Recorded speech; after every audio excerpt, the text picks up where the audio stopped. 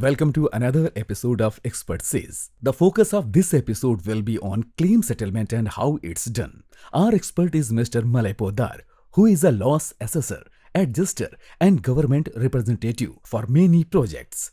We'll try to know from Mr. Podar the process of insurance claims, required documents for claims, and for timely settlement of a policy. Sir, please explain the process of crop insurance claim settlement in a simplified manner. What documentation is typically required for farmers in initiate the claims? Basically, the PMAPY, the most of the claims are automated. Automated in the sense that the farmer did not lodge any document or any claim intimation Okay, sir. for most of the claims, like say prevented sowing or say failed germination claims or mid-season calamity and the end season shortfall losses. For these three, farmer did not lodge any claim intimation. It's all automated by the system. System in the sense that there are mechanism in the scheme which has been built up, like prevented sowing. So triggers will be from the weather risks, mid-season calamity also, and end season shortfall that is based on the yield data that is coming from the state government. Okay. So for these, farmer need not bother. It's an automated. Okay. Now for localized calamity, okay, the prevented sowing, mid-season calamity, and the end season losses, those are called widespread calamities. And there are localized calamity claims also. Okay, like say a landslide or say a cloud burst or maybe inundation, localized inundation, localized flood and all. For that, which do not impact large geography, maybe a small part of the insurance unit, which is basically Gram Panchayat, a village Panchayat. So where most of the crops will remain okay, I mean unimpacted, while maybe some of the farms they got this thing. In case of say hailstorm, it's a very localized. No, it goes in a street. So in those cases, farmers have to lodge a complaint. He can lodge the complaint over phone. He can come to the local society or the bank branch from where he has taken the loan, or he can even come to the common service center or the local agricultural office or local insurance representative. Five, six different ways. And all these officials will help him actually filling up the claim intimation form. So that is that is the process. So these are for the localized calamities. How has the transparency of the claim settlement process been improved to ensure fairness and accuracy? Are there any mechanism in place to address the concern or dispute that may arise during the settlement process? Yeah, very much. But as far as the transparency is concerned, it is all direct transfer. Okay, means the money, whatever the claims is assessed, is going direct to the farmer's account. Okay, so there is no leakage in the process. Straight away from the insurance company, it will hit the farmer's bank account. Okay, so that is the transparency. Another transparency is that the whole thing is almost through a protocol, which is very well documented in the operational guidelines, which has been issued in Kharif 2020. Okay, in those operational guidelines, it is very clearly mentioned. And there has been a lot of meetings, awareness camps organized by the state government, insurance companies. Farmers are pretty much aware about the crop insurance, Pradhan Mantri Fasal Bima. And I hope the question about the transparency does not come as far as the money is coming into the farmer's bank account. So there is no pilferage. Now, transparency comes, the question of transparency comes because it's an index insurance, area-based insurance. Okay. As I mentioned, for the widespread calamities, it is the insurance unit which actually decides the claim amount in an uniform way for all the insurance of insured farmers. Means, suppose you are a farmer, I am another farmer, you are a progressive farmer, your yield, your productivity is much, much better than me. Okay. But since we belong to the same insurance unit, same Gram Panchayat, our fate about the crop losses will be decided in the same manner, uniform manner. Ji. So naturally you will have a grudge because you are a better farmer than me. Exactly, sir.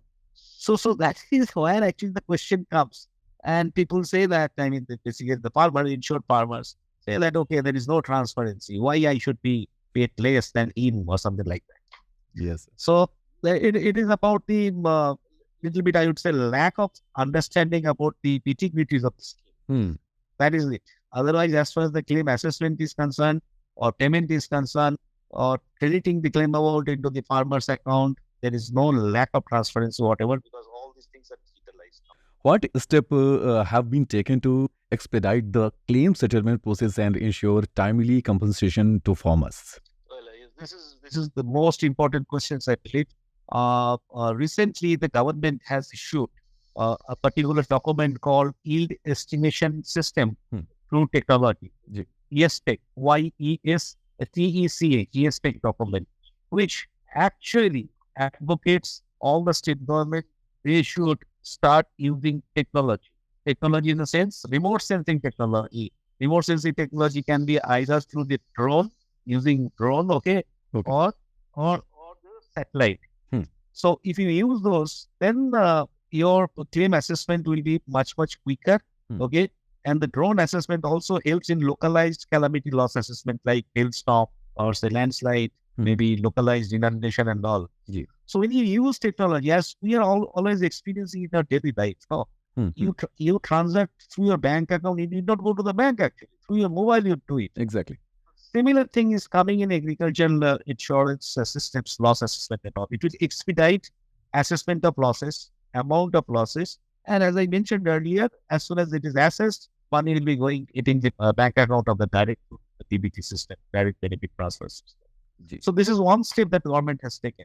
This is about on the yield side, crop losses on the field. Now, there is another insurance product which is called weather-based crop insurance. Weather-based crop insurance data is coming directly into the automated weather stations, AWS, or automated rain gauge stations. From there, through a telemetric process, actually, it is coming to the data logger and from data logger to the particular server. Okay. So weather-based crop insurance is much more faster actually. Within 7 days, 7 to 14 days, claims can be assessed and settled. Similar thing with the satellite imagery also. Claims can be assessed and settled within maybe 15 to 21 days. So this is how actually it is being expedited. Your question was that whether how it's being expedited. So basically it is the use of technology. Okay, sir. Are there any support services or resources available to assist farmers in understanding the claim settlement process and providing the necessary documentation? Absolutely. The scheme operational guidelines, PMFI operational guidelines, actually makes it compulsory for the insurance companies to have the agent at the block level and at tehsil level, at taluka level, at the insurance office also. So there, and those are publicized within the insured farmers. That where is this officer? What is his coordinates, his number, and all those things? Where is the office and all? And not only that, this officer, insurance representative, constantly coordinates with the panchayat office, block agricultural office, or maybe whosoever there actually, the ground level, all the officials, primary workers and all. Okay, sir. And there is a constant awareness campaign being done because it's a voluntary insurance scheme. In any case, insurance company, they have to gather the farmers actually for, this getting this insurance done through proposal forms and all. So naturally, when you have to go to the farmer, when collecting the premium, naturally, you have to talk about the claims also. So there is a mechanism for all these things. And constant awareness is going on. It's an ongoing process and it happens. Okay, sir. Fine. Sir, can you share any success stories or examples of how the claim settlement process has positively impacted farmers and helped them to recover from losses? Well, I remember one case in Maharashtra long back. That is, our insurance, crop insurance system is pretty old actually. It is 35, 40 years old, starting from 1985 on a pan-India basis.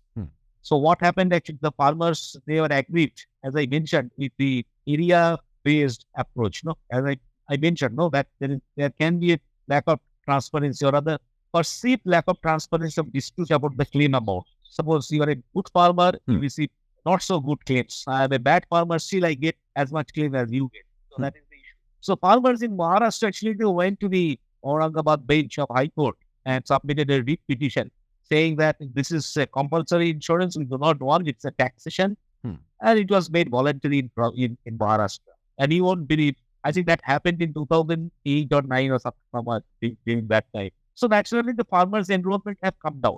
Okay, sir. And in 2012, go to the record, you'll find that 2012, there was a huge drought. Hmm. And farmers understood the benefit of crop insurance. Hmm. Most of the farmers, they did not take crop insurance, okay? Okay, sir. And they lost their crop, and there was nobody actually to compensate for their losses. So now they understood in a hard way, in a difficult way. They heard it. In a hard way, they understood. Now Maharashtra, the penetration level is 80-85%. Means out of 100 farmers, 80 farmers, they join for crop insurance, and it is still voluntary. So they join on their own volition. I don't think there can be better case study than this. Exactly, sir. Success today. Yeah. Sir, what advice you wanna give to farmers about PMFBY? Very simple. See, in PMFBI, average premium rate is around 10%, 11%, 12%, varying from state to state. Let us say 12%, okay? Okay, sir. Of that 12%, farmer pays only the 2%. Means another 10% comes from the state and the central government. So what happens? I am a farmer, I am not taking the insurance. Means I have to pay only 2%. Balance 10%, if I don't take the insurance, balance 10%, I am straightway losing as a subsidy from the government. No? At the same time, I am keeping my crop open under the sky, which is susceptible to drought, dry spell, God knows what, landslide.